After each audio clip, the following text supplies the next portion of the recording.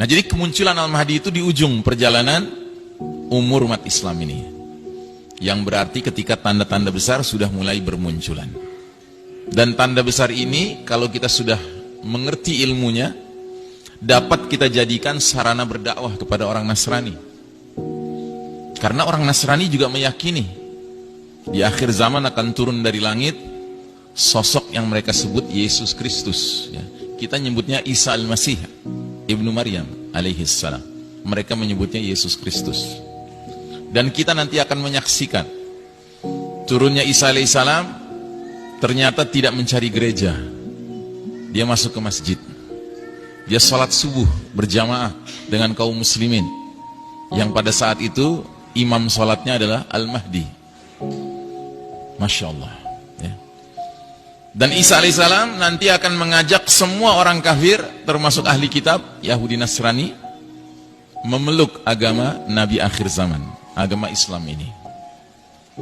Bahkan dalam hadis sahih dikatakan, Isa alaihissalam kalau sudah turun nanti dari langit, dia hanya menawarkan dua pilihan kepada orang kafir dan ahli kitab. Pilihan pertama, aslim taslam, masuk Islamlah engkau, niscaya engkau akan selamat dunia dan akhirat. Kalau nggak mau, diapakan sama Isa alaihissalam? Ya, diselesaikan. Loh, kok ngeri gitu Ustaz? Bukankah Isa alaihissalam itu digambarkan sosoknya santun? Iya memang. Cuman masalahnya adalah bukan masalah kesantunan di sini. Masalahnya turunnya Isa alaihissalam termasuk tanda kalau dunia sudah memasuki injury time. Dunia sudah mau berakhir. Waktu sudah tinggal sedikit. Adalah keterlaluan kalau orang kafir, Yahudi Nasrani masih tetap ngeyel ketika Isa alaihissalam sudah turun. Karenanya cuma dikasih dua pilihan, atau masuk Islam atau mati. Dan akan ada nanti orang-orang kafir, Yahudi Nasrani, yang masuk Islam tidak mau, tapi mati lebih gak mau lagi. Akhirnya apa? Masuk Islam dengan terpaksa. Sampai kapan? Sampai Isa alaihissalam wafat, mereka murtad lagi. Dan ketika sedang seru-serunya murtad, tiba-tiba matahari terbit dari barat. Mereka ingin mengucapkan dua kalimat syahadat lagi, kata orang Padang, talambe, too late. Tidak diterima, pintu tobat sudah ditutup, ya. Walaupun ada juga yang awal mulanya masuk Islam terpaksa, tetapi lama-kelamaan benar-benar beriman, ya. Beruntunglah dia. Ada hadis mengatakan, Nabi bersabda, kelak nanti kalau perang antara kaum muslimin dengan Yahudi, maka kaum muslimin akan berada di sebelah timur Nahrul Urdun, sungai Jordan. Dan Yahudi akan berada di sebelah barat dari Nahrul Urdun, sungai Jordan. Anda tahu, waktu Nabi menyampaikan hadis ini, para sahabat heran, apa itu Urdun, apa itu Jordan? Nggak ngerti mereka, karena zaman itu belum ada Jordan, Pak. Kita sekarang ngerti. Ya. Artinya apa? Nabi itu jangan ditanya, dia tahu tidak tahu tentang Amerika. Ya jelas tahu kalau dikasih tahu sama Allah. Tapi dengan tidak adanya hadis itu, kita perlu menduga kuat, jangan-jangan Amerika pada masa itu sudah nggak ada. Karena apa? Terbenam. Dan tentu pengertian terbenam bukan seluruhnya. Daratan tingginya, puncak-puncak gunungnya mungkin masih tersisa, ya. Termasuk wilayah Indonesia yang kita cintai karena Allah ini.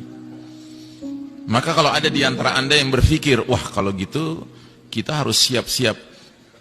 Bukan, kita harus siap-siap mengantisipasi pembenaman ini dengan cara kita bangun kampung akhir zaman di puncak-puncak gunung. Misalnya kita ke Merapi gitu ya, silakan. Karena ada hadisnya juga, Nabi bilang, kalau kalian sudah hidup di era fitnah, bawalah hewan kambing kalian, domba kalian ke puncak-puncak gunung, ya kan? Uzlah, kan begitu. Nah cuma harus diingat, kalaupun kita selamat setelah kita bikin kampung akhir zaman di puncak Gunung Merapi misalnya, nantinya kita nggak tinggal lagi di puncak Gunung Merapi, kita tinggal di Pulau Merapi, Pak. Kenapa? Karena sekeliling kita air, ya. Nah terus yang kedua, apa yang terjadi? Yang kedua, terjadilah significant depopulation, pengurangan populasi planet bumi ini secara signifikan. Banyak orang tewas, Pak, gara-gara bencana dahsyat ini. Ya bayangkan, wilayah ini kan luas, wilayah yang banyak sekali penduduknya, ya. Ini banyak sekali penduduknya kan. Apalagi wilayah yang warnanya kuning ini. Negara apa nih? Banyak kan penduduknya. Penduduk dunia total 7 miliar, itu 2 miliar sendiri, Pak. Karenanya sebagiannya mulai diekspor paksa ke sini kan. Gitu. Makanya kalau kita ngerti skenario akhir zaman, kita tinggal komentar gimana? Silakan datang ke sini, ahlan wa sahlan, lu bakal terbenam lah, gitu. Cuma pertanyaannya kitanya kemana, kan gitu. Nah, kitanya harus menjalankan yang dulu Nabi dan para sahabat lakukan. Apa itu? Hijrah. Hijrahnya kemana? Ya ke tempat pemimpin kita akan muncul. Siapa pemimpin kita? Al-Mahdi yang kita sedang bicarakan sekarang ini. Nah, Al-Mahdi munculnya di mana? Al-Mahdi muncul awalnya di Mekah. Karenanya nanti akan ada segelintir umat Islam, as-sabiqunal awwalun, yang registrasi ke Al-Mahdinya di Mekah. Baiatnya ke Mekah. Tetapi yang kebanyakan umat Islam nanti registrasinya kemana? Ke Syam. Karena Al-Mahdi setelah dari Mekah bertolak kemana? Ke Syam, mendirikan khilafah ala minhajin nubuwah. Dengan ibu kota awalnya Damaskus, ibu kota terakhirnya Baitul Maqdis. Ya. Ini semua ada keterangan-keterangan hadisnya. Ya. Nah, jadi saudaraku rahimakumullah, yang berikutnya yang terjadi apa? Global famine, kelaparan mendunia. 40 hari 40 malam dunia diselimuti oleh kabut asap. Matahari bersinar gak bisa menyentuh tanah. Akibatnya tanaman, tumbuhan, pohon gak menghasilkan. Makanya ada dalil mengatakan jika kalian sudah melihat bintang berekor di bulan Ramadan, siapkan makanan sekuat kemampuan kalian. Jadi bintang berekor itu diantara dalilnya mengisyaratkan jatuhnya di bulan Ramadan. Maka mulai sekarang kalau Ramadan akan tiba, tidak sekedar perasaan gembira yang harus ada dalam diri kita, tapi juga perasaan waspada. Jangan-jangan Ramadan ini jatuhnya bintang berekor. Kita tidak tahu kapan jatuhnya, tetapi kalau melihat tanda demi tanda yang bermunculan, it seems to be very close. Kelihatannya sudah dekat sekali jadwalnya. Bahkan tahun lalu, Ramadan tahun lalu, begitu malam terakhir, ya, kita dengar kabar besok 1 Syawal, saya langsung instruksikan istri anak saya semuanya sujud syukur. Alhamdulillah tahun lalu belum jatuh bintang berekor. Karena kami belum siap hijrah. Dan kelaparan mendunia ini berakibat kepada apa? Orang berebut makanan, Pak. Sampai apa? Sampai saling berbunuhan, killings ya. Al-Haraj kata Nabi, saling berbunuhan, memperebutkan makanan. Nah, yang lebih tidak pernah kita duga-duga lagi adalah dampak yang kelima. Terjadinya shutdown of modern technology. Teknologi modern ini berhenti beroperasi, Pak. Kenapa? Ya karena batu besar jatuh dengan kecepatan tinggi, bergesekan dengan udara, tentu menimbulkan induksi besar-besaran. Yang orang barat katakan akan terjadilah fenomena EMP, electromagnetic pulse. Ya, semua benda-benda kelistrikan macet, tidak bisa berguna lagi. Bahkan ahli fisika mengatakan tumbukan batu besar dengan tanah akan menyebabkan zat-zat tertentu sifatnya berubah. Misalnya besi berubah zatnya menjadi lengket, sehingga instrumen-instrumen yang terbuat dari besi yang sedikit rumit saja tidak bisa dipakai lagi. Contohnya sepeda, rantainya besi, gearnya besi, nggak bisa dipakai lagi.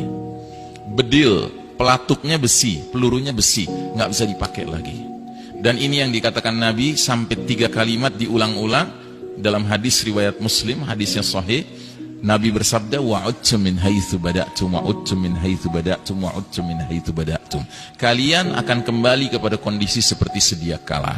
Kalian akan kembali kepada kondisi seperti sedia kala. Kalian akan kembali kepada kondisi seperti sedia kala. Sewaktu Nabi dahulu menyampaikan kepada para sahabat nggak ngerti. Kenapa nggak paham para sahabat? Karena para sahabat nggak pernah mengalami menggunakan komputer, ya, HP, listrik, AC, ya, mobil, motor, pesawat udara, nggak ada. Tapi setelah hadis ini sampai ke zaman kita pakai akal kita merenungkan apa ya maknanya ini. Oh, ini rupanya isyarat akan terjadinya kemacetan operasional teknologi canggih. Nah, yang lebih menarik lagi, Syekh Mubayyad dalam kitab Ensiklopedia Akhir Zaman mengatakan, jika peristiwa ini terjadi, Pak, ini bukan keburukan bagi umat Islam, malah ini keberkahan bagi umat Islam. Kenapa? Karena begitu shutdown modern technology terjadi, dia terjadi di seluruh dunia, Pak. Akibatnya umat Islam bisa istirahat, dari perlombaan mengejar ketertinggalan barat kafir di bidang teknologi. Sebuah perlombaan yang pada hakikatnya nggak akan pernah kita menangkan, Pak. Kenapa? Karena barat kafir curang. Mereka nggak rela kita menang. Jangankan menang, Pak, setara saja sama mereka nggak boleh kita, Pak. Buktinya apa? Kalau putra-putra muslim, muslimah berangkat ke Eropa, ke Amerika belajar, ke kampus-kampus mereka, kalau dia brilian, nggak diizinkan pulang, Pak. Kalau perlu dikasih warga negara sana, ya kan? Disedot otaknya supaya nggak bermanfaat bagi negeri kaum muslimin. Ya, mereka nggak ridho, Pak, kaum muslimin ini maju di bidang teknologi canggih.